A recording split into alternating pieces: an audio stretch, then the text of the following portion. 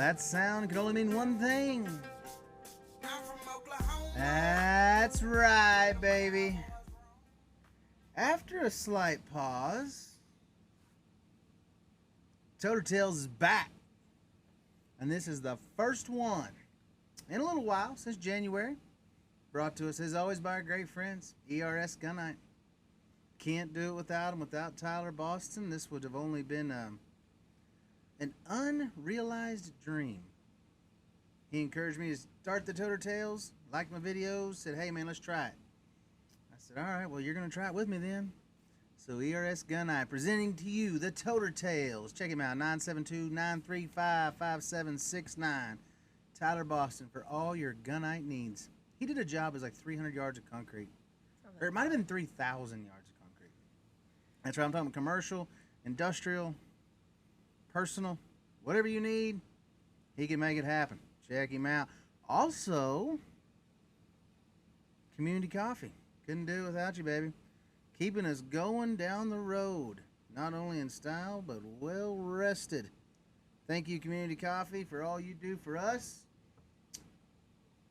Community Coffee is truly as strong as its roots, if you will. Tiff, you're back. I am back. Glad to be here. Hey, it's another great year. It has been a great year. And I know we went on a pretty good hiatus. We've been rodeoing all summer. We're coming into the fourth quarter stretch here.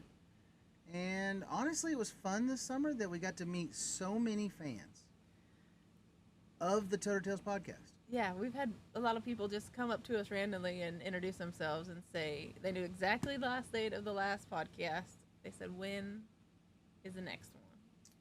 Well, and I think it's important to know now that we've been trying to make improvements. We've gotten some better lighting. Our video quality is still working on its way up. And we had a lot of tests with some soundboards, trying to get everything kind of together. Because anything we do, we don't want to do halfway. We're all out. So I think we recap it. Right? I think that's a great idea. Should we do like let's call this the 60-second rewind of what's been going on. All right, so winter. Last time I talked to you in January, I believe Scott Snedeker was my guest. Steer tripping, that's where I was at, San Antonio. It's been great. Steer tripping's been really good. We've learned a lot. Hadn't had the big hits that we've really needed, but we still have a chance to make the national finals of steer roping. It's going to take a little luck, but I'm really lucky. Team roping, my winter was slow. I mean, it was probably one of the slower winters I've had in the past few years, but the summer's really turned it on. We've got some great horses. Big news, we got Admiral back here for the fourth quarter, and he's had quite the win percentage. I've rode him now 4 times, and we've won first twice. So, I mean, he's rolling, things are rolling. It's been a great summer, and I think that's where we start our story today. So, as every year goes around, you're super busy through the spring. Talk about what you do from the time you leave the national finals with my rig to when I pick you back up in Reno. I spend my winters in Arizona, in Congress. My family there. We ride some horses, and I work on a ranch out there. And then spring comes around, and I go back to Montana, and I work on my uncle's ranch up there in the springtime. We get everything all de-winterized, and all the cows turned out. And when do you guys start brand because you send cattle to the? That was something I never understood because, back home. We calve, March. You guys have to calve actually in January. Well, we moved it back actually, so it's a little later because they've been such harsh winters. So we pushed it back a little bit, but I miss out on most of the calving. I get there for AIN and some Brandon, so you're there for the fun stuff. Yeah. And I want to say thank you to the entire. It's pretty much all Big Nail family, right? Yeah. And the entire Big Nail family, because without them, they support us on the backside by allowing you to come out here. Yeah. I try to talk Tiffany into coming early, but she never does, and it's always, I will meet you in Reno, and that's when I can start helping you out. And it's kind of nice for my horses. Like, they get kicked out on grass all summer, and my uncle actually did an audit the other day and found out that he has one more horse than I do on that ranch currently, so I don't know why we're adding things up. But Well, that's awesome. So we started in Reno. Our summer's been pretty good, just kind of solid. And I think one thing we've done a really good job this year is managing our mind game a lot better. I mean, everybody needs to understand that Tiffany is not just, she doesn't help me just get place to place. She doesn't just help me drive the rig. She doesn't just help take care of the horses. Like, you're like my therapist, my psychologist, spiritual leader. What else is there? We cover it all. We do a lot. And I think one thing that's fun is all the people we've met all summer. We started off, we stayed with some great people in Reno, Miss Teresa and Jack, and we hang out there, and you basically stay there for, until you leave to go from there to Oregon or wherever next you might go, Yeah. even though I'm flying in and out. And then I went to Oregon, and I actually spent a week with the Nonellas. That was fun, wasn't Yeah. it? I really appreciate their kindness, and It's funny how many people allow us to come into their places. You know what I mean? Open their places up. They say, come on in, rope with us. The Nanellas fed you they did. meatloaf. Yeah, my I favorite. can't believe that Tiffany Wagner likes meatloaf. That just blows me away. But our summer's been a lot of fun. And I want to talk a little bit about all the people we've met and all the people we've talked to, stayed with, and what all they've done for us. So you go to the Nanellas, you hang out there. Miss Paul and Susan DuPont, who we've Yeah. seen for years. They always welcome us with open arms. When we So- can't get the rig in through the one gate, they find a whole new avenue for us to get the toter home into their place. For That's us. the thing. They're not problem people. We're going to come with solutions. I like that. Yes. So then after we leave the Northwest and we got rolling, our 4th of July was pretty slow. Honestly, it was, you're looking to win. Last year we won like 15,000. This year I think we won like 6.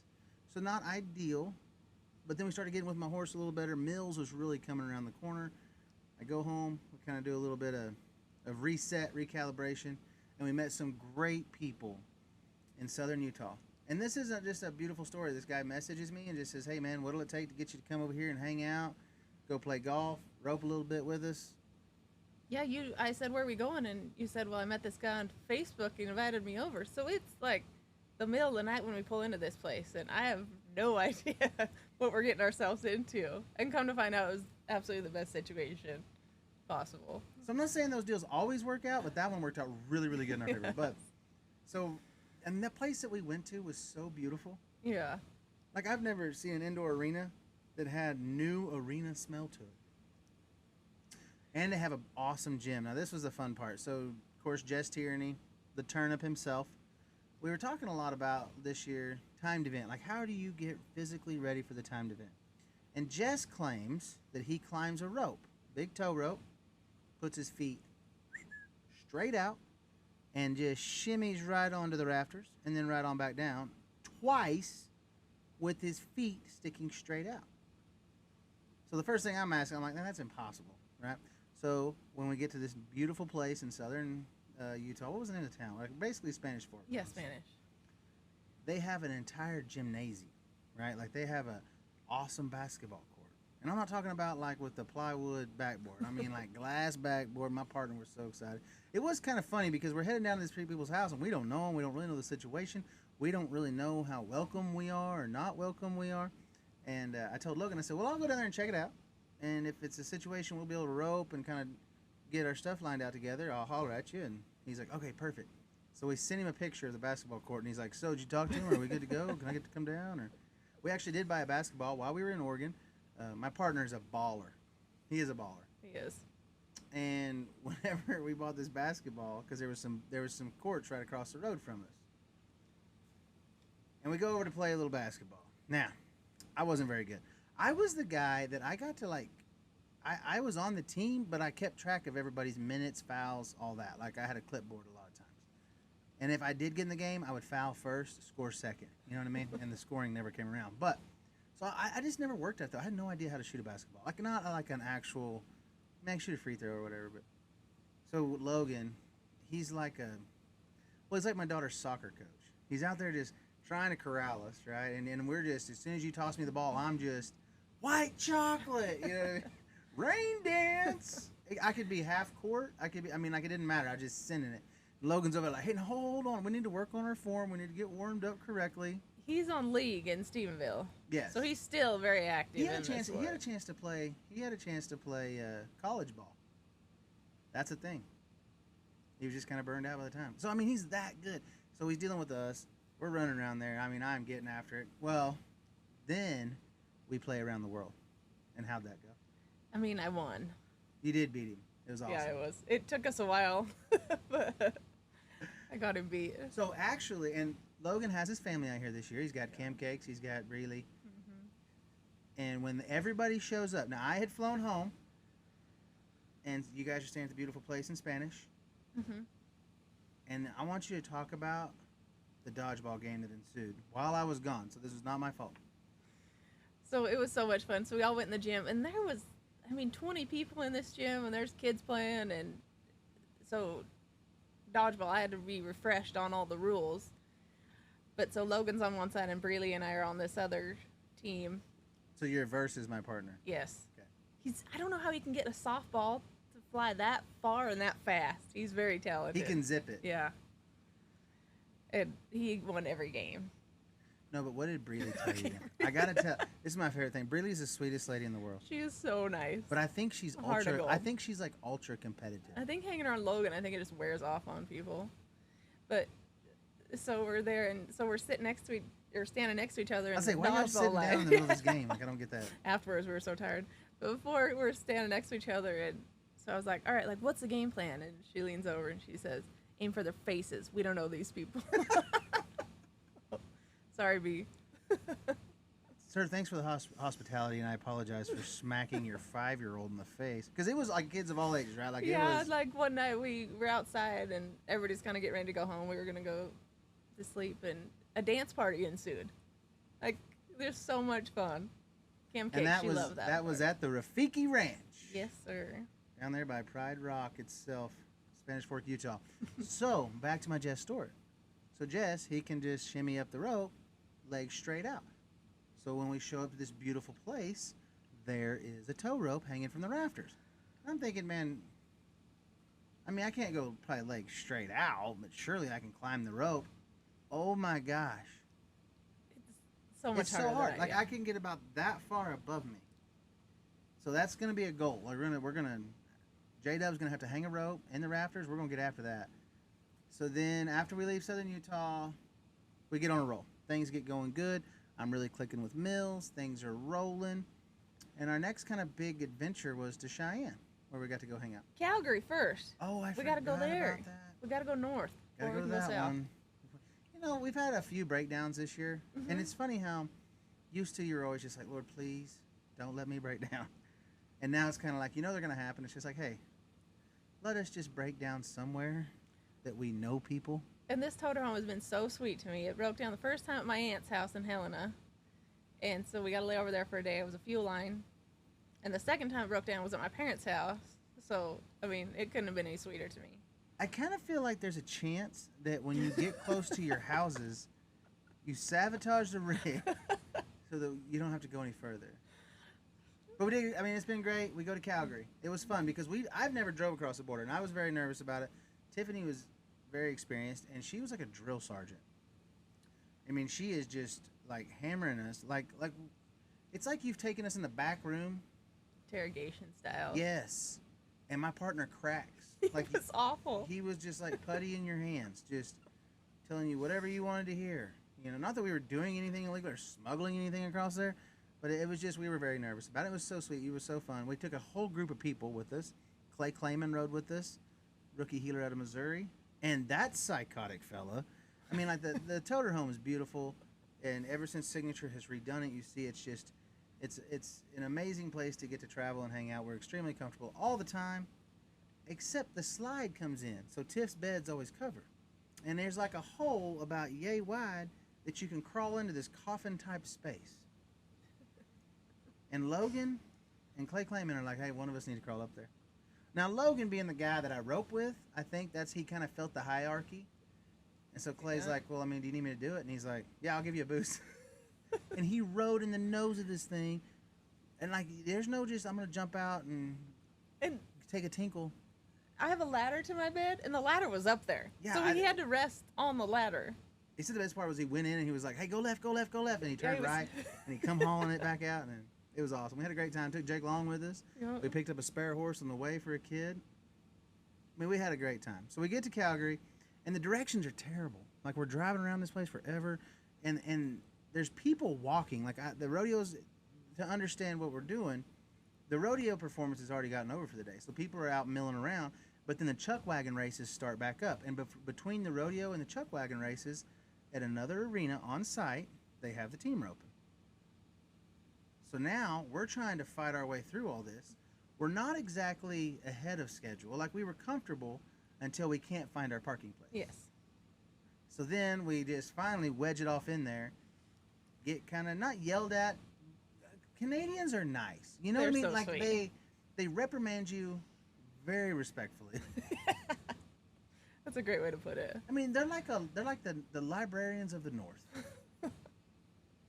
So anyways, we all saddle up and everybody bolts for the arena, and we leave you with the rig. Yep. And to explain, like, it's basically downtown Calgary is where this is at. And if you haven't been to Canada, think downtown Kansas City.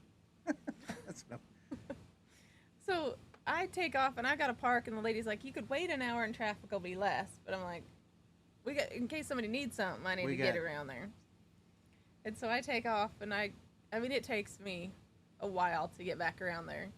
And I call you at one point, and the policemen don't know where I'm supposed to go. The gate guys don't know where I'm supposed to go. So I just pull the air brake and I sit it. Ryan, you didn't really call me. You kind of scowled me. Thankfully, Moti was able to get you walked in. Yeah, he did that. And so I got parked, and we got in a great spot because we had to get out of there early. And then I start walking to the roping, and I don't know where I'm going then.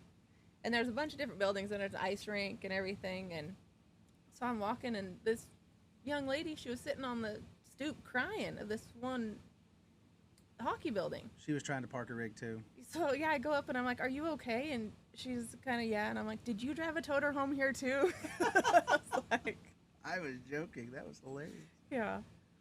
I found it, and then I got into the roping. And how did it go? It went great. Road Hawk, that's a new horse. Not a lot of people have seen him. Took him to the national finals last year. The day he got back, I started tripping on him. He's become an incredible tripping horse.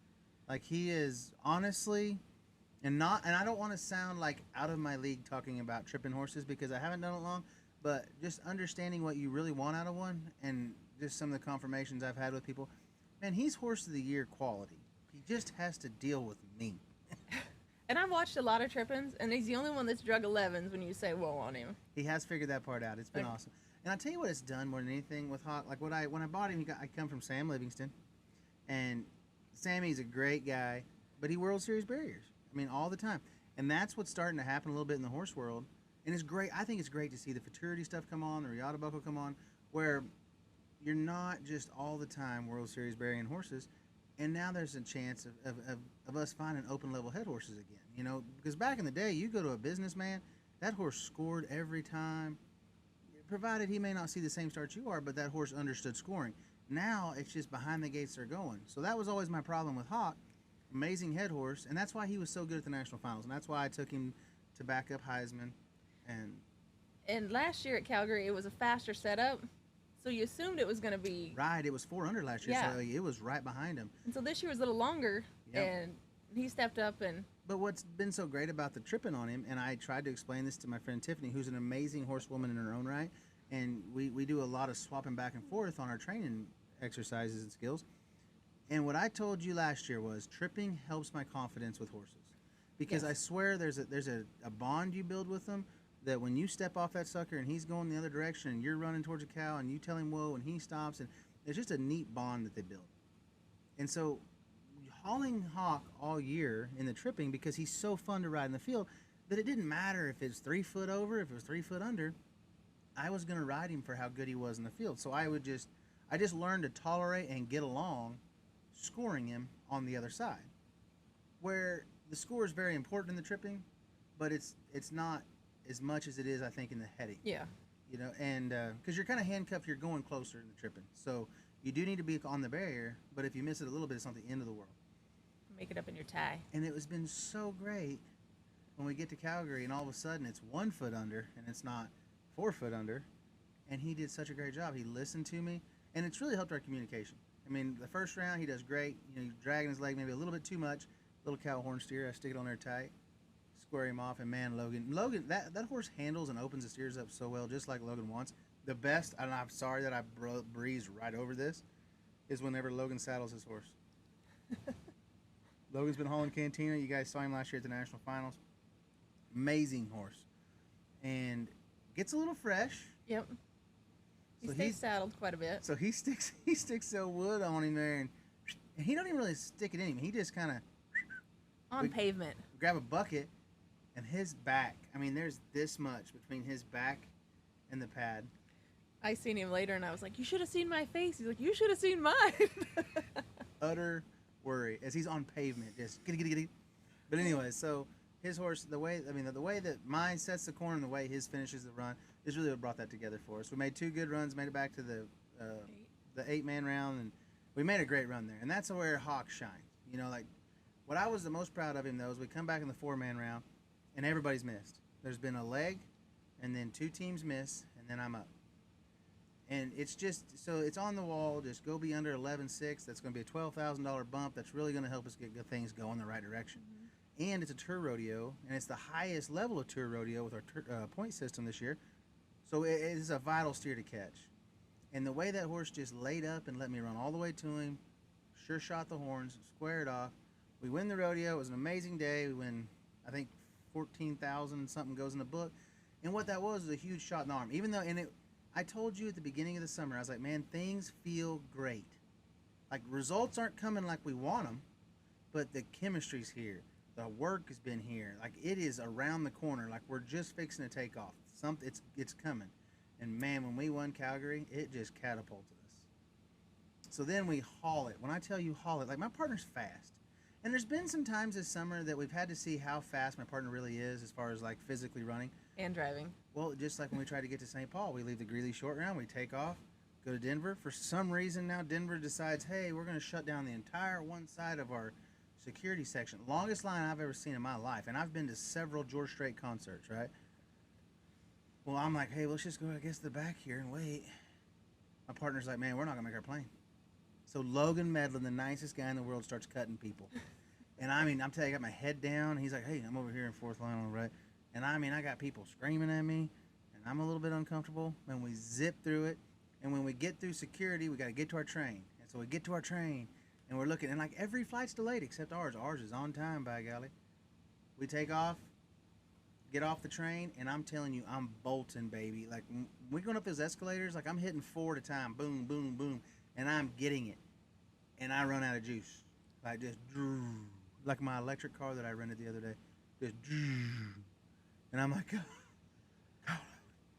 go, Logan. Just tell him about me. And he bolts and he makes it to our plane, and we got on. We were the last 2 people on.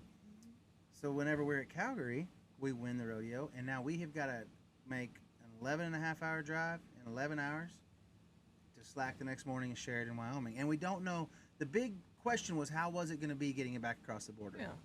So when we take off, we're trying to run out of there. We've got our bronze sculptures. We've got our big checks. I don't think we had horses. I think you'd already taken the horses. Yeah. So we take off, we're running, and this poor lady's got her little recorder deal. She's like, hey, I need to talk to you guys real fast. And Logan's like, we got to get to another rodeo. And I'm like, well, come on, if you can keep up, we can talk. So we just run, and we're trying to answer all of her questions. We get to the rig, we get everything loaded, and then we take off. And once we make it across the border, which turns out U.S. immigration policies aren't quite as strict as Canada's, we just slip right back on in. Everything's going great. We got to drop Jake Long off in Shelby, Montana at an airport that I promise you is no bigger than a gas station. It was the creepiest thing. It's the middle of the night. It's 2 o'clock in the morning.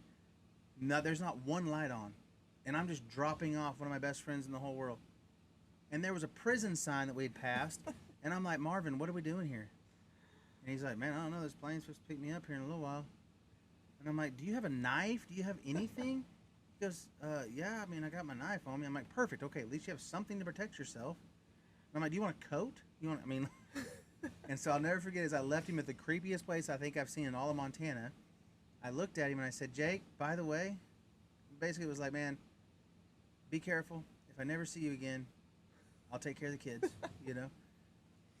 And by the way, don't ever leave me somewhere like this. Like, this is never going to be a thing. We never reverse this role right here. And we just left him.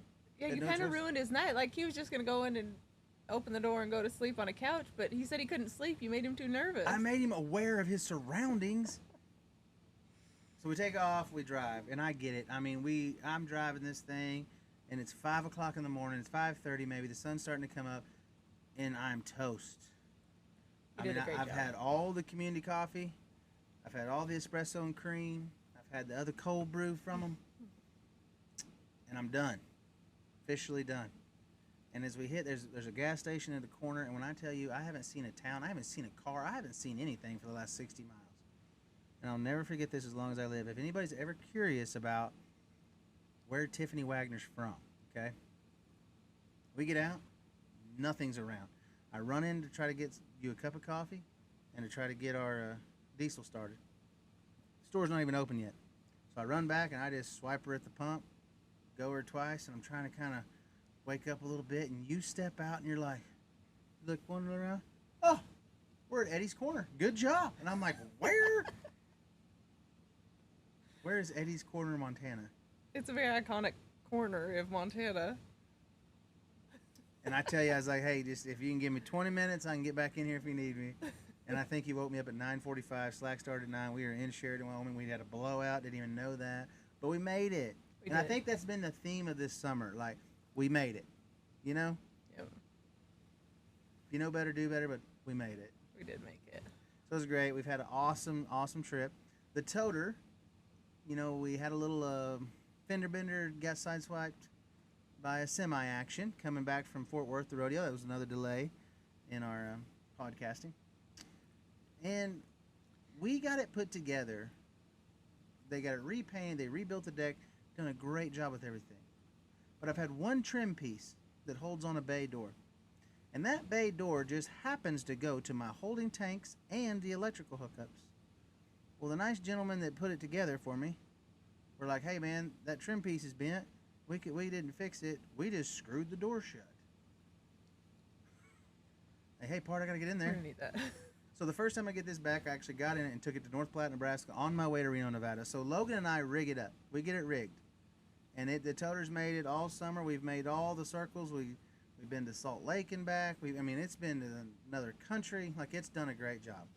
This fly, I'm going to make you this deal. I think what we need to do, since we're in the Northwest and we're going to deal with a fly every now and then, if somebody can catch the fly barehanded without killing it, Okay. $100. Or if they catch it with their mouth, that'll be a Toter theme. Just $100 for the mouth? $100? Yes. Not Straight cash? just straight, yeah.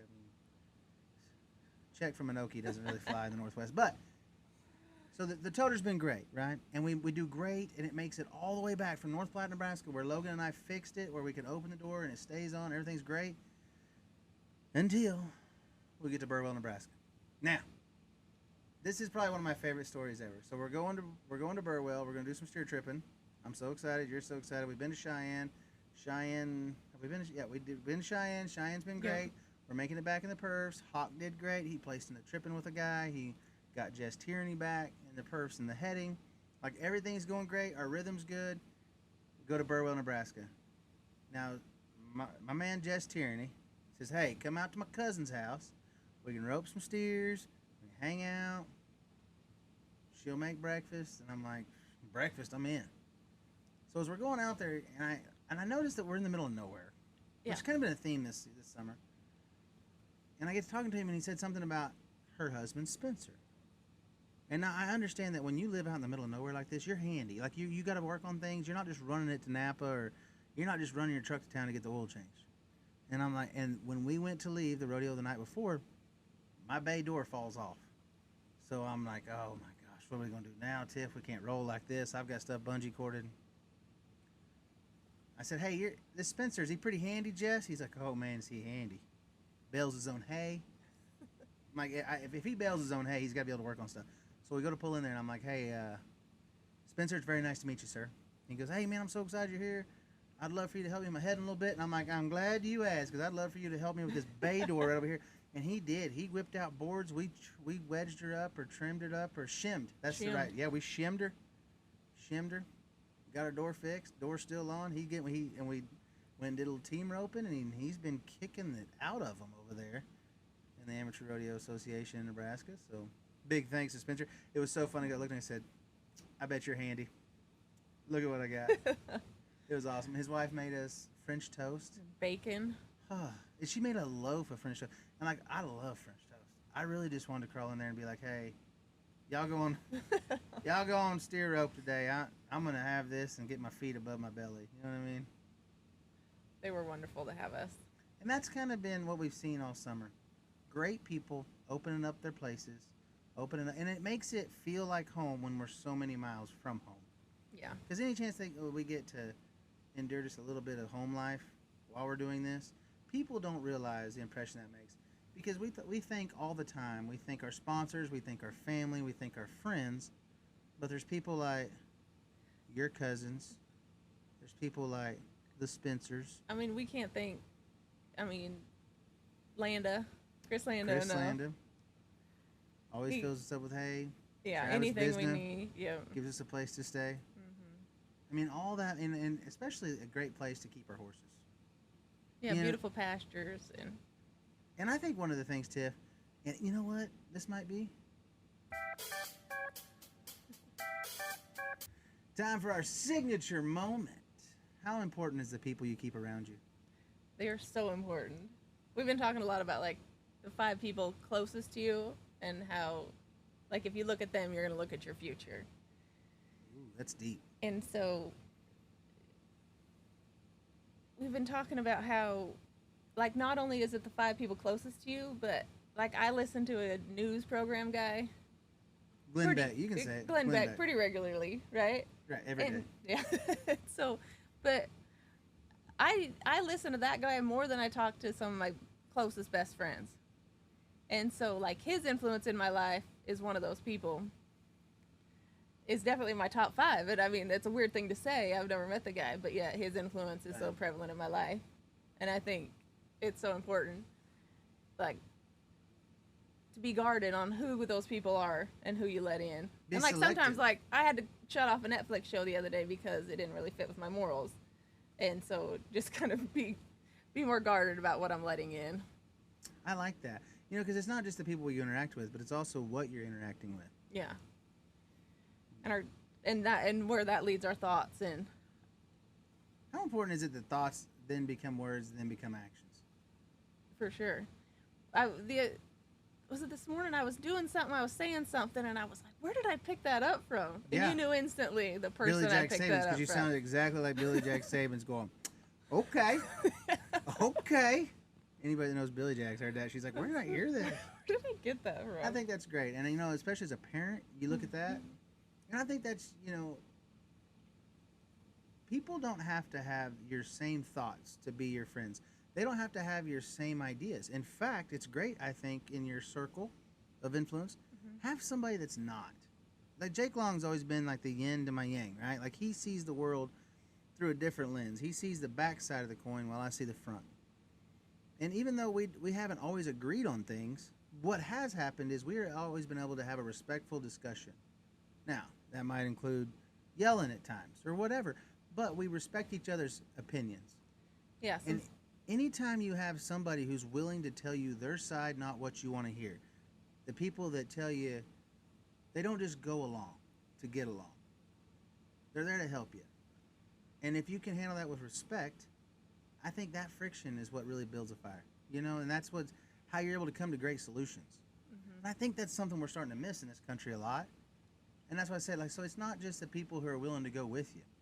Not just the people that just don't just fall into the trap of, man, they agree with me, so they got to be in my circle.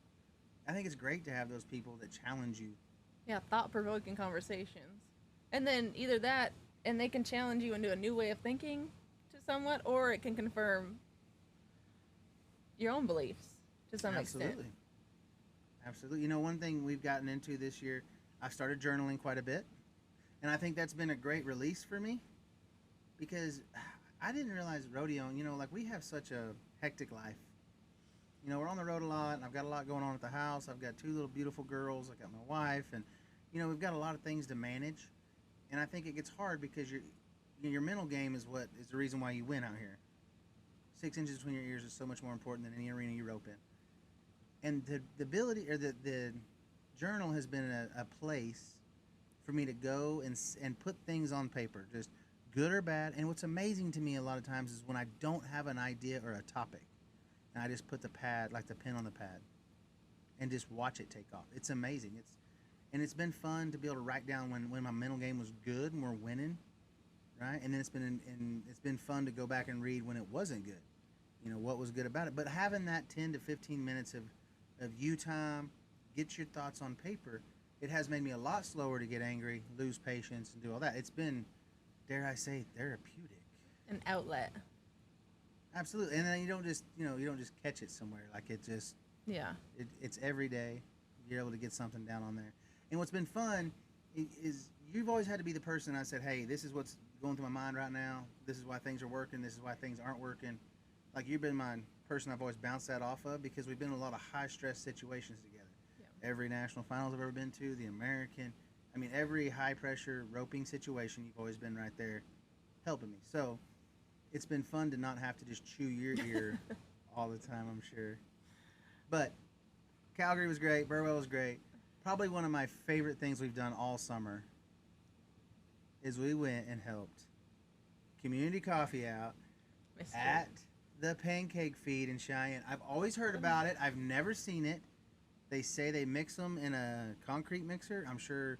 Hey, if Tyler Boston with ERS Gunite ever hooked it up over there, he could probably shoot the pancakes onto the griddle. Speaking of shooting pancakes.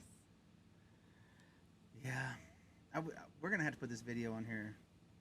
I think we're going to have to share the video of me flipping pancakes. Yeah, that video. So we show up, and at first it was just like, hey, man, we just want to help out. Can we, some plates? We just want to see, just be an extra set of arms for you guys if you need us. They have a system. It is the most impressive thing I've ever seen. Chuck wagons going, right? And they're like, well, you want to make some pancakes and flip them? I'm like, yeah, I do. So I had the plunger deal. I had everything, man. It was awesome. I was aproned up. I'm just squirting pancakes on one. I'm flipping them with the other hand. And I'm in a round chuck wagon. Yeah. Meanwhile, you're behind me, you're on the other side. Yep. It's kind of a two-way system, and I'm flipping pancakes to a guy, and then these Boy Scouts, they'd be out there just with a tray, just moving, pow, pow, pow, catching.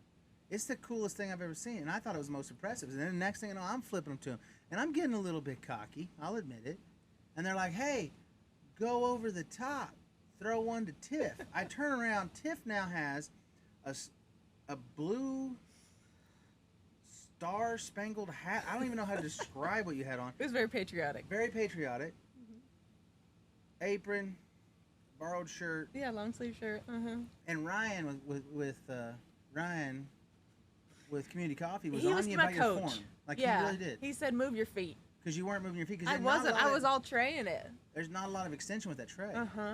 He lined me out, which I'm very thankful for. So you're pitter-pattering, catching, and I send it. And the worst part is nobody got this on video because the first one was flawless, man. I went over the top, and let's be honest, okay? I spent a lot of time in college backroading. I may or may not have had some pretty good practice at one time throwing stuff at signs. You know what I mean?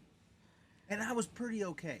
I did one time go over the cab, hit a sign, left-handed. Jake Long's in the passenger seat, ask him about it. I was that caliber of good. So the first pancake flip, baby, and it's beautiful. And then they're like, oh, let's video it. Now they get their cameras out. Several. Now I go a little short arm. Who knew pressure would get to me like that? I'm going to catch his pancake. And you're going, here's what I appreciate about you, Tiff. You go 110. You go hard in the paint. You know? Yeah. When they say it can't be done, you say, show me where it's at. Yeah. So you take off for it. And when she runs into the side of this wagon, it shakes the whole thing. Just and we've got it on video from four different angles. And so I was like, you know what? There's a prime example of if anybody's ever curious about what Tiffany Wagner will do for my rodeo career, here you go.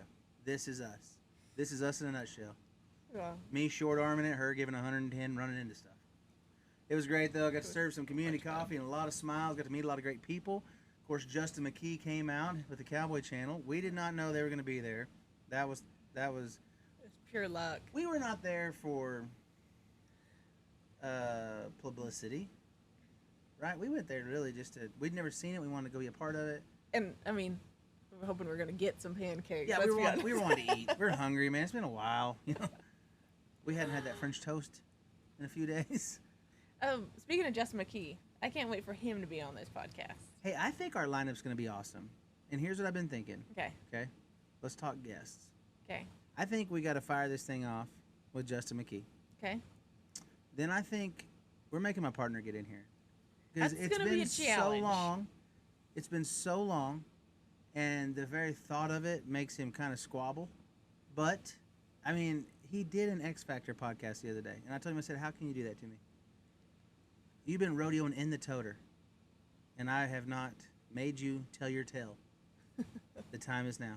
He is a great storyteller. He is great, and he's a great talker, and the way his mind works to me is incredible, and he's just an incredible human being, really. We were talking about his humor the other day, and he's like, I'm not like ha funny. I'm situationally funny. So if you do something silly, I'm gonna make fun of you. Basically, was his humor. Like I was a class clown, and I tell you what I was the guy that was willing to get in trouble because I felt like of all my friends, I had the best chance to talk my way out of it. And let's think about this. In your group of 5, you need somebody like that. And honestly, every listener out there has a friend like that. And if not, you are the friend that is like that. So anytime that we were going to get in trouble at school, right, I would take the rap. Now, I'm not even saying it might have been my idea. It might not have been my idea. You know what I mean? I was going to enjoy the moment, and then I'll be here to do the talking. As Chief would say, just let me do the talking. Right? That was always my role. Logan Medlin would have been the one putting somebody up to it, right? Yes. He would have been the one behind the scenes poking a little bit, looking innocent. They're not going to yell at the starting point guard. They're going to holler at the kid with a clipboard at the end. And that's me. So that's why I think our teamwork works really good. He's got some great stories, man. We've had a lot of fun. And he's been rodeoing on the Prairie Circuit with me the last 2 years, so he's gotten to see some of the finer points of Oklahoma and Kansas and Nebraska. It's been a lot of fun the last couple years rodeoing with him. We really, I feel like our little family has grown, Like my wife, his wife, our Tiff. It's just, we're a tight-built group. And that's why I'd really like to get him in here. And I think he'll do it now. I think last year he was like, I don't really know if you had that good. But I think now that we haven't got the finals made yet, you know what I mean? I think last year when he was asking, we already had the finals made, and he's like, what's the worst going to happen? You know what I mean? But since we don't have the finals made yet, I think he'll do it. So I think Logan Medlin. I'd love to get Will Loomis in here. That is going to happen. And Will is on board. He wants to do it. Will, all the Bulldoggers are cool. Love the Bulldoggers. And that group, Will Loomis, Ty Erickson, Clayton Haas, they are the funnest group of guys. And I think Will is such a positive person. Not just in the way he speaks and the way, like every day he's in a good mood, it looks like. And he's a sweet human being. And he builds everybody up around him. And I love that about him. And I want to talk to him about he just got a coaching job. And you're seeing a lot more like your Jess Tierney's, Will Loomis. Guys, Shane Proctor the other day, he's going to be the assistant coach for Jess at Western. So it's it's great to see guys be successful in the rodeo arena and then start bridging that gap of helping the collegiate athletes, whether they're trying to make it into business, whether they're trying to make it, just them go and take that role further. How blessed are those kids to have those guys as mentors? Absolutely. In life and in the rodeo arena. Are you going to catch this fly for 100? Oh, it's on you. You had a chance right there. I don't want to. So, but speaking of Justin McKee, while we were in Cheyenne, he messages us and he says, hey, Coleman, can you come talk at Cowboy Church? And I'll be honest, Tiff, we have a lot of talks, and you're probably my spiritual savant. And because you know what I like about, I can ask you anything. Are you going to have to get the fly swatter out? I put it away. Sound like Gran. Get the fly swat. But I can ask you anything, and I can tell you the way my mind's working. And I think that's something that is missed a little bit. It's like, hey, well, how did this work? Well, then why does this do this? What about the Hindu people? Right? So I can ask you all these kinds of crazy questions, and it's a safe place. We're able to do that. We can have a conversation about it. But what makes me nervous is, and I'm not nervous to talk in front of people, and I'm definitely not nervous to share what's happened in my life, is just I don't feel like I'm qualified, right? So that was kind of my first, I'm gonna say reservation. I mean, I obviously told him yes right off the bat, like of course. And then I got to think, man, like I don't think I'm the right person to be up here. Like I need to go to church and let people tell me how to do it. You know what I'm saying? But it was a lot of fun, and I really thought the Cowboy Church was gonna be little. It was not little; it was huge. There was a lot of people. There. A lot of people. They wanted me to talk for 5 minutes. I went for 9. You got an amen from Susie. I did get an amen from Susie McIntyre. It was fun. It was a great time, and I appreciate Justin pushing me. You know, he's always done that. Justin's been a guy that has helped me. You know, when I missed the finals in 2018, he said, "Hey, man, I think this is a great idea for you to come work for us at the Cowboy Channel. Just have you on when you can." And it opened the door to get my foot in some broadcasting. And, you know, because people say all the time, like, oh, you're going to be on the Cowboy Channel. I don't know. Like, there's so many great people over there, and they have their own niche and what they're doing. And I'll be honest, I'm not very good at, and like, I can't be Joe Beaverish enough. You know what I mean? Like, to tell people, like I'm going to be, if somebody misses a team route, I'll be like, man, he's trying hard. You know, like, he's doing all he can. You know, where Joe can kind of cut it down and explain it. And I think there's a sweet little niche right there. And I don't know if I'm good enough to do that. You're Coleman Proctor enough, but it's fun to see Right. Justin believe in you and open that door for you. Well, I'm really looking forward to that. I'm really looking forward to Kellen Johnson. He's got an awesome story about riding a bull. We're going to have him in here. I'm excited for that one. Man, there's just a lot of cool ideas, cool people. And the fun thing about where we are right now is we have the chance to catch up with people. You know, we have the chance to talk to people. And I want to get all my rodeo buddies in here. And one thing I love about all the rodeo guys is they're all cool with coming. Like, they all want to come in here and hang out. They all love talking. You know, they don't mind sharing their stories on the Toter Tales. And they believe in what we're doing. So it's fun. And that's what another thing's been fun this summer is everybody that has came up and listened and said, hey, you know, when are you coming back on the air? Are we done with the podcast? What are we doing here? What are we doing? It's no longer on my favorites, as J-Dub would say, because he had a new one in a while. What's going on? And I love that because, I mean, it means that we're actually getting some traction. People are actually listening. To me, just ramble on about everything. But after Cheyenne, it was great. Steph and the girls came out. They did. We had a great time. And Steph had to fly home because she had to actually go do some training. And we kept both the Rugrats for a week. We had so much fun. That's one way to put it. We had a blast. I miss my babies. I miss them being with us. But I need to buy my wife more massages. How amazing is your wife? How Just can in she general. do that? I know that she's got some help, but I had some help, and I'm telling you, that was a hard, not a hard week. You know what I mean? They're so much fun to be around, and they love going, you know, and they love traveling. And what's fun about it now is how they understand what we're doing, you know? Yeah. And like Cambry, that one day, we had a good day, and we placed. Cambry's like, well, you did bad today. I'm like, babe. I was like, well, we did good. It just, our steer was a little tougher, and we won a little bit of money. Okay, well, you did kind of good, but you also did kind of bad. And I'm, you know, toughest critic's 3 years old right here. What the heck? She had her birthday. We had a big time with that. Got to go dress shopping with her. Took her out. It was fun. It was a fun week. I'm glad I got to do it. And then they started school, and we started our track to the Northwest. And it's remained good. Our horses are working great. And then we get Admiral back. And that's been a huge piece of the puzzle here.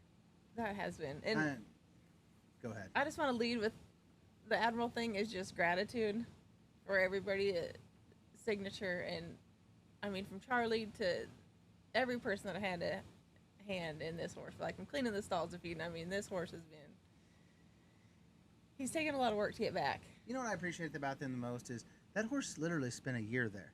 Yes. I mean, over a year, because as soon as he left Cheyenne, Ryan Rouse, Community Coffee, gets me a ride from Cheyenne straight to the clinic, and he never left there. But I thought what was so amazing about him is not only the fact that Charlie goes and gets groundbreaking technology to fix this horse. I mean, and at that point, it's just to have a hope to fix him. Because really, when he left there, I thought, well, let's just, if we can make him comfortable where he can live it out, it's fine with me. And then it's like, hey, man, I think we can get him back. And he believed from day one he could. And his whole crew did too. Yeah. You know, nobody's there is telling you that it's not going to happen. Like, everybody's positive, everybody's saying we're going to do it.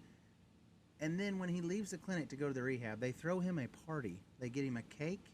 I mean, the whole crew. It was one of the funner, like, cooler experiences of my professional career Yeah. is how much they're behind us and how much they're trying to get this animal back in the game. And you know, I read a deal on Facebook when I talked about him coming back. Somebody's like, "Oh, just turn him out." I'm like, "Yeah, he deserves that, and I want him to be comfortable, and I'm not going to let him be crippled going to pasture." But he's a competitor, and we pulled into Lawton, Oklahoma the other day, and he started bucking at my partner's rig, like he's excited. He wants to do it, and it was a very emotional night the other night. I crack him out in Baker, Montana, and I'm supposed to ride him for 2 weeks and rope slow steers. Well, the problem is we're on the road. And it was 10 days, and I run the first one, and steer was fast, and he pulls a shoe, but he worked good. Yeah. We get it, luckily my buddy Tex Sutphin goes over there, and he plasters up a bumper around there, makes it to where he can't knock the shoe off. The next day we run 3. And I send the videos to Charlie, and it was fun is how that horse gained his confidence, I was gaining my confidence, and then I needed him, Baker, Montana. And I could have rode, Ricky Bobby's been doing great, but Ricky was just a little bit, our timing wasn't great. And so I said, man, I really want to ride him. And I sent the videos to Charlie and Lane. Lane was the nice lady, Lane Barker, over at the rehab facility. She took great care of him. And I said, hey, he's getting his confidence back. What do you think? And the reason I sent the videos, I wanted to see the way his leg was working, the way he's working. And Charlie said, hey, I thought we were going to take it easy. And I'm like, well, man, I just ran 3, and he didn't really have an easy gear, and he was pulling on me. I was just trying to put him on the cow early and let him get his timing, and now we're getting our confidence. And Lane says, Coleman, did you tell him you were wanting to ride him Thursday? And I said, well, whatever you guys want me to do, because he's as much your horse as he is mine. And Charlie said, I'm good with it as long as the ground's good. And we pulled in, and, that was one of our situations where our toter was being a little bit temperamental. And we were late. We were late, and it made me nervous, and you were mean. I was very firm. You were stern. Stern, that's a better word. So we pull in, and I'm like, man, I don't know. Which side of the horse? She's like, you were like, what are you fretting about? I said, man, I just wanted to be here a little earlier so I could warm that leg up good. It's our first time back. I'm really nervous. And you're like, well, we're not. We didn't. We're here. Go. Yes, ma'am. And I'll never forget, though, as I'm riding him around, because he wants to lope all the time. He won't hardly long trot for me. So I finally get him into trot. I'm thinking, man, I don't know. Maybe this... And everything about me is saying I shouldn't do it. Like, hey, we'll wait. We'll just wait another week. We'll figure something else out. And then I turned on the track, and he threw his head up and tried to run off. And I was like, well, he's feeling fine. So I take him in the box, and I'll never forget walking in the box. The whole experience was like one I'll never forget. Walk in the box, and something happened. They said, hold up just a minute. So I walked him forward, turned him around again, and he's got his head up. He's getting antsy. He's just so proud, it was really sweet. I hit the barrier. And that's the great thing about him is you're going to get a good start. And you're going to have a chance to win. And especially for me not being Dustin Egeskiza-ish and being able to throw my rope in the box and stuff, it's such a relief to know that if I just catch the cow, get a dally, we're going to have a chance to win. And, man, he was spot on. In the practice pen, I couldn't get him to turn off. My partner asked me, he said, hey, how long do you think it'll take for you to get your timing back with him? And I said, I bet when they pin that barrier.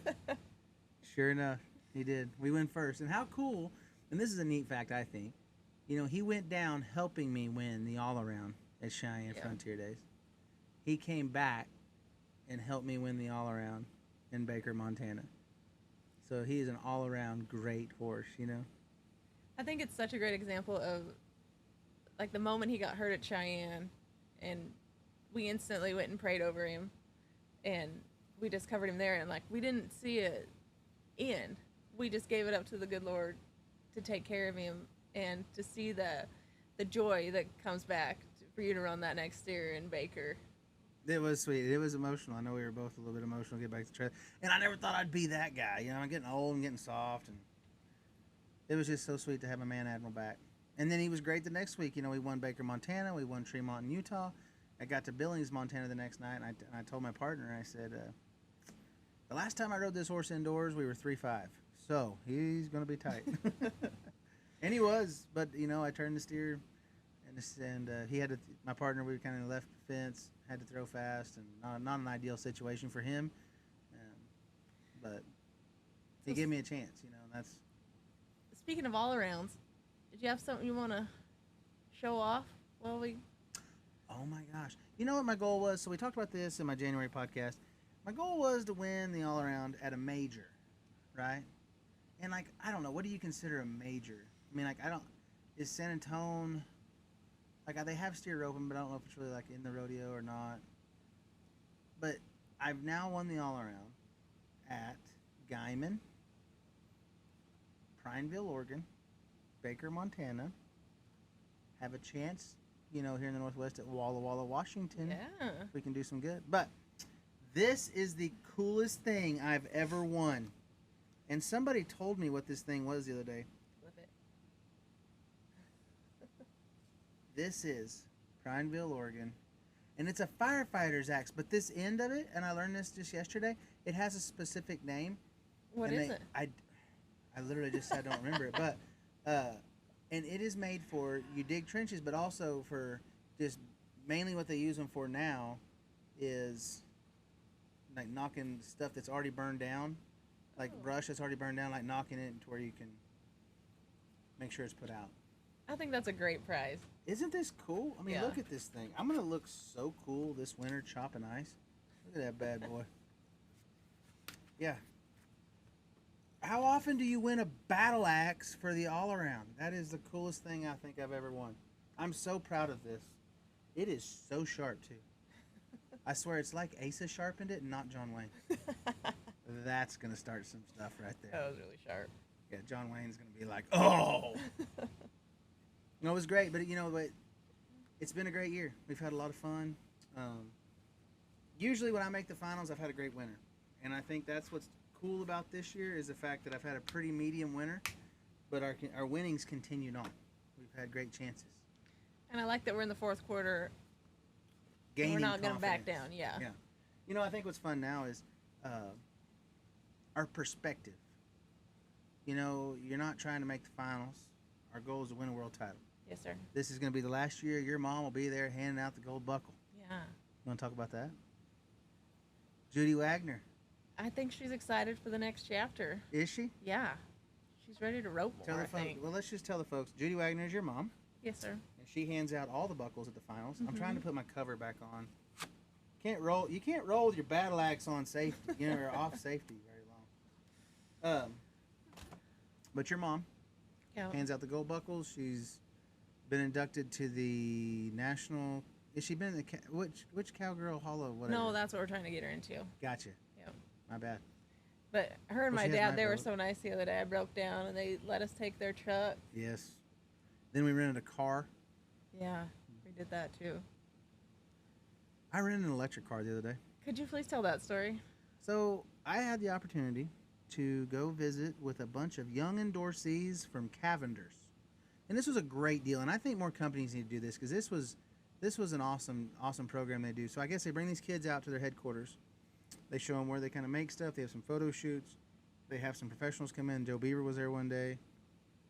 People from other companies. Red Dirt Hat Company, the makers of the fine Diamond Bar Ranch hat. Be looking for them. They're going to drop some Toter Tales gear come national finals time. So you've been thinking of the perfect gift. What do you get the man that's got everything? You get him a Toter Tales hat.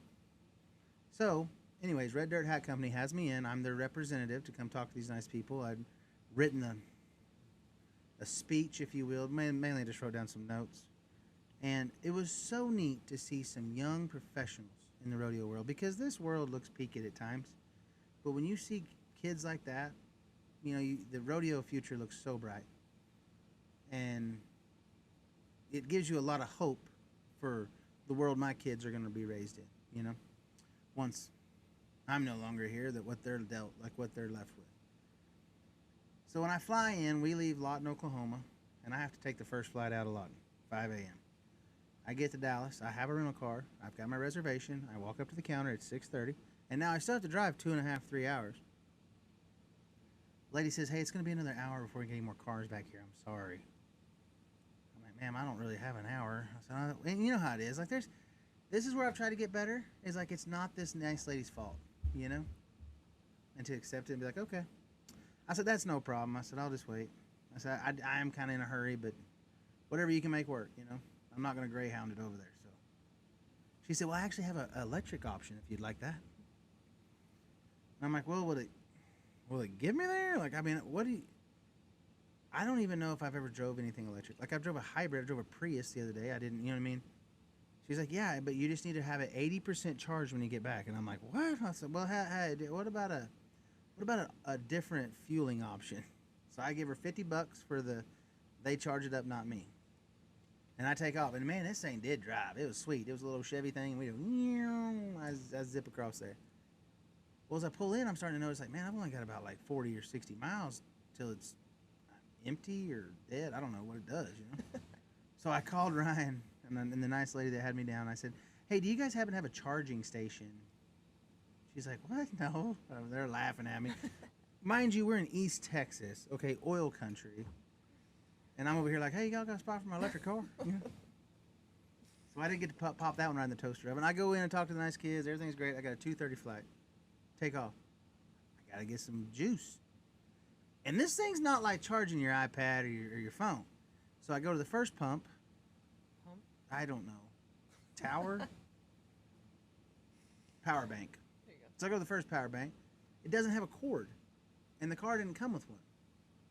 I'm like, well, is it like one of them iPad things that you just set it on there? Like maybe I just bump into it? I don't know. So I was like, all right, well, the lady said if you'll go to a Tesla one, she said that's what this, because there was like 3 spots to hook it up. And I'm nervous around electricity anyway. So I'm like, okay. She goes, if you go to a Tesla supercharger, it'll be right here. I'm like, perfect. Find a Tesla place. Wheel it in there. Doesn't fit. So now I'm trying to work my way back towards Dallas, and I'm losing juice. Get to Canton, Texas. Pull in. There's a charging station right next to a Whataburger. Thank God for Texas, huh? So I think, man, I ain't been in Texas. I ain't been home very long. Like, I'm so excited about this Whataburger. Plug her in. Swipe my credit card. Because it costs ever how much per kilowatt or whatever. So I walk into Whataburger. I get my burger, and I'm so excited. I got my chocolate milkshake. Come walking out thinking, here we go. And it says it will complete charging at 8:45 this evening. I'm like, what? Like, that's the most blew me away. Don't plan on that thing hitting it very fast. So now I start looking at the clock, and I'm like, man, it's like noon. I'm kind of running late. So I find another charging station. It's even slower. I'm like, oh my gosh, what am I going to do? And I want you guys to remember this. If you're ever buying a Chevy anything, give the people at Canton, Texas a try. Because I called the Chevy dealership, said, hey, do you have some sort of charger for this vehicle?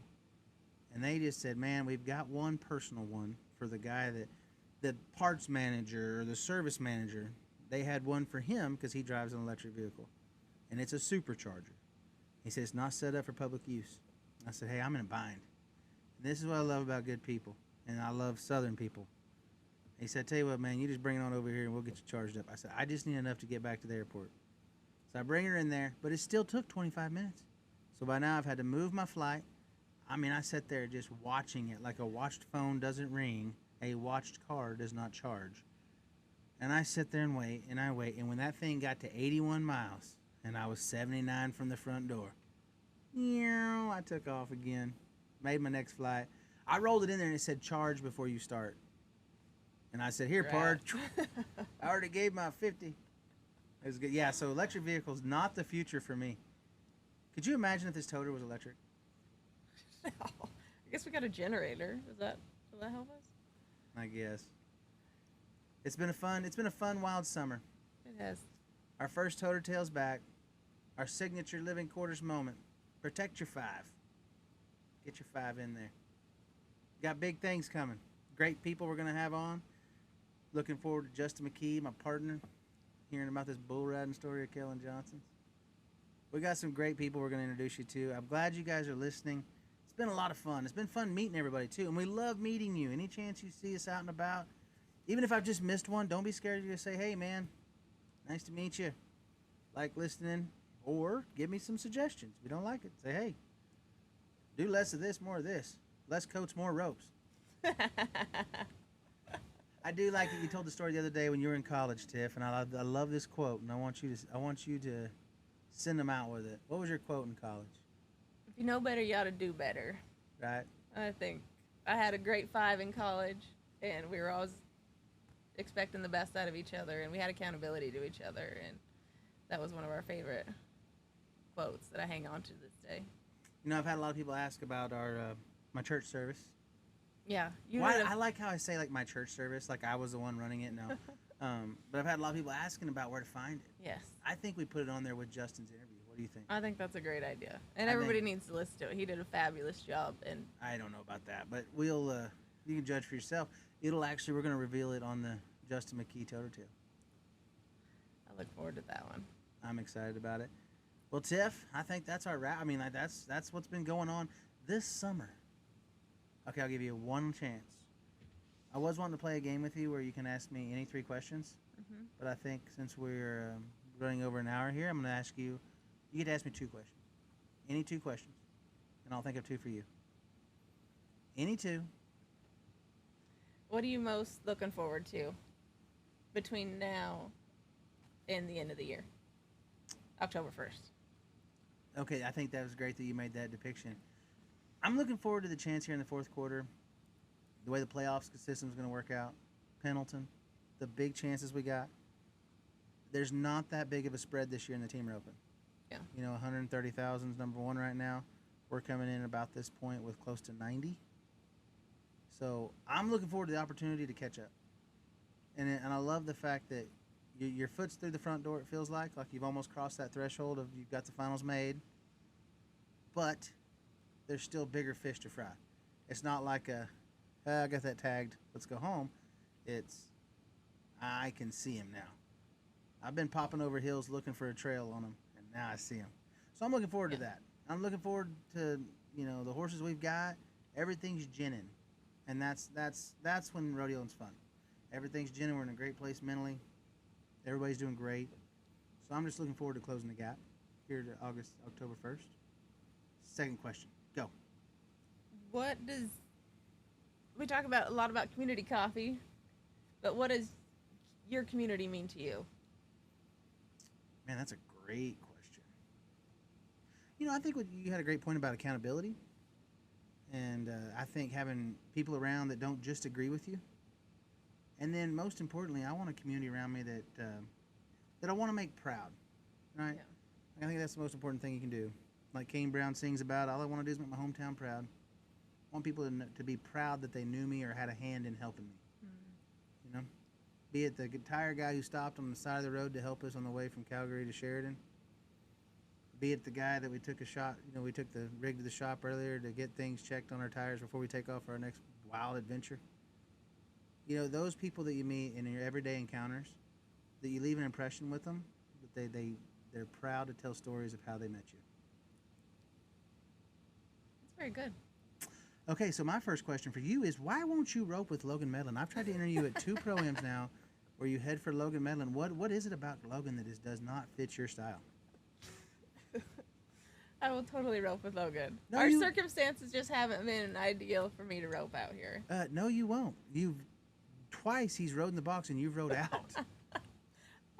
I mean, my job out here is just to kind of focus on the horse. It's not me actually roping out here. So I was doing whatever that horse needed at that time. No, literally, I was like, Tiff, spin one for Logan. And you were like,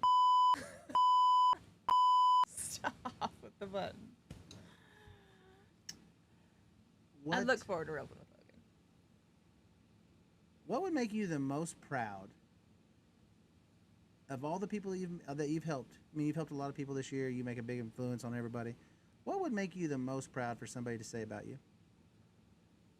What would be the best compliment they could give you?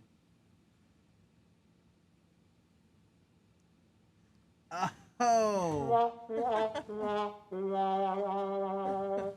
I feel like that was a big hit and a miss. Like, what do you want to be known for? What legacy do you leave? I don't know. Do you like raising sheep or cattle better? I'll make it simple. Cattle. But I think it was really nice. Like, I ran into Trey Johnson the other day, and he gave me a great compliment, and I don't think it can get any better than what Trey said. And that was just my presence out here. It makes a difference. Absolutely. So. I mean, obviously, you see it makes a huge difference for me, but I think everybody that you come in contact with, it helps a lot. Yeah. You're always somebody that people lean on. I think I want to leave the people I meet and experience better along with the horses. Like, I want to be better for my presence and my rewards. It's fun, when Tiffany's first started hanging out here and helping us out, you'd always get them looks. You know what I mean? Like, here's this married man. Got this lady with him. What's going on over there? What's happening? What's he doing? Like we pulled into Dodge City the other day, and a friend of mine, his wife was like, tells him, she gives him the old, hey, that's not Stephanie. He's like, no, it's Tiffany. Right? And used to, I would be very point about like, hey, this is Tiffany. She helps us, this and that. And I like to say, you're the only lady my wife would ever let go with me, right? Now I just lean into it. I'm just like, hey, no, that's not. It's not a while. It's just. We might as well bring up the pie story. Oh my gosh! In case anybody's ever concerned, it almost angers me a little bit. I'll be honest, because I've been around the Down Bar Ranch now for 15 years. Wow. And if anybody's ever curious about how much Tiffany means to my family, we go home for less than 30 hours from Dodge City that whole week. Drop the kids off. I got to get the kids home so they can go to school, meet the teacher. We had a birthday party for the youngest. Cambry Kate turned 4. Can't believe that. It happens fast. And my mother-in-law makes you a pie. She makes you a pie every time you come to my house. She asked what time we were leaving, and it was like 5 or something, and she was like, oh, man, I'm so sorry. I don't think I'll be able to make you a pie. I'm like, of course. Like, I totally understand. Yeah, but you did bar and barter off the bat. Like, hey, what are you doing, Sue? How about this Wordle? She's got us in this word game, Wordle. It's so much fun. Check it out. So anyways, she sends the ingredients. Like the pie isn't made. All it needs to do is sit in the oven for a while. Because Tiffany likes her pecan pie a little bit burnt on top. Yada, yada, yada. So she sends this pie with me. Us. It was an us pie. No, Steph baked it. Steph baked it. To so perfection. that means I get some of it. Is Nope. Steph, yes. Nope. So Tiffany, we've been driving. She's tired. She's up in her nose, and she stays up in the bunk. I come in. You're already asleep. But I'm gonna slip this pie. Pecan pie is my favorite. It is my favorite pie.